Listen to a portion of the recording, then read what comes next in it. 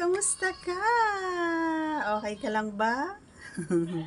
Okay, ang ating pag-uusapan naman ngayon ay simpleng posisyon ito pero marami ang nagsasawa na pero ito pa rin yung kadalasan kung saan natatapos yung masayang ending.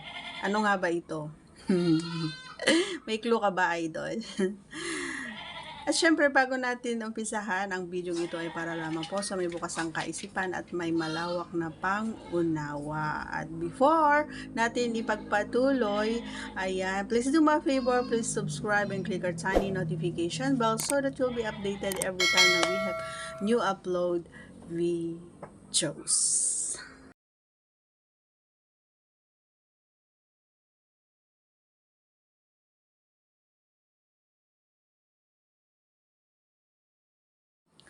So, ayun nga, gaya ng sabi ko doon sa una nating intro, sabi ko, ito ay simple.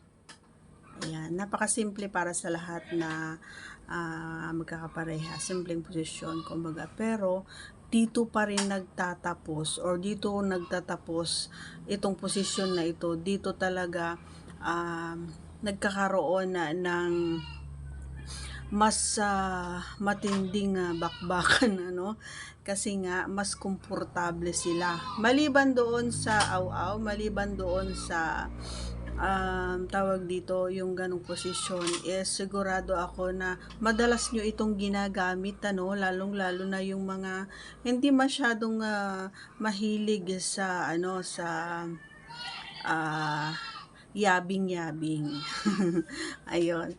So, marahil ay alam nyo na ito lahat. Halos lahat talaga tayo ay ito yung unang-unang ginawa natin na posisyon. Ito yung nasa yung lalaki talaga yung nagtatrabaho. Ikaw pare kayo nagtatrabaho at ang babae ay walang gagawin kundi nakaganon lang. And syempre para dati ganun lang, yung walang ginagawa ang babae, no, yung lalaki lang talaga yung gumagawa. Pero dahil sa mga technologies na lumalabas, so marami na tayong natutunan. Kahit na ganoong posisyon pala ay may maraming paraan para mas mapaganda at mapasaya yung ganito. Katulad ng ano, so katulad ng halimbawa, ganun nga ang posisyon, ano, idol. So may pwede mong medyo pwede mong lagyan ng pillow yung inyong doon sa may bandang back, yan. So para lalong-lalo na maganda ito, no, para sa mga ano, sa mga maliit, ayan, sa mga maiiksi, ayan. So pasintabi sa may mga maiiksi, ayan. Okay, so maganda ito, lagyan mo ng pillow doon sa kanyang likuran para umabot kumbaga doon sa at maramdaman, ayan, ang iyong kapareha, okay? And syempre maganda rin ito sa amin, gawa nga ng gaya ng sinabi ko, para umabot. And isa pang paraan, mga idol, ay pwede mo ring sabihan or pwede ko ring itaas kumbaga yung aking dalawang hita or dalawang binti para medyo, alam mo yung magkakadal, kung parang nagkakadal siya sa iyo, pero ikakadal niya doon sa may likuran mo habang ikaw ay nakakadjip doon sa likuran, okay? So, and pwede ring madagdagan pa sa pamamagitan, idol, ng paghawak mo doon sa kanyang ano, sa harap, ayan. And habang ginagawa mo yon ay mas matindi or mas mararamdaman niya or madadagdagan or masarap para sa kanya or masaya para sa kanya, ganun na lang. And kung talagang gusto mo talaga na